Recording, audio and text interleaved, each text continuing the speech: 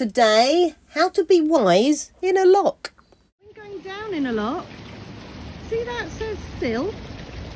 It refers to that step there. There's the gate and there's a step.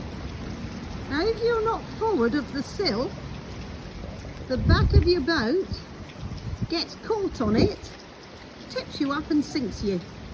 So when going down, always go forward of the sill marker.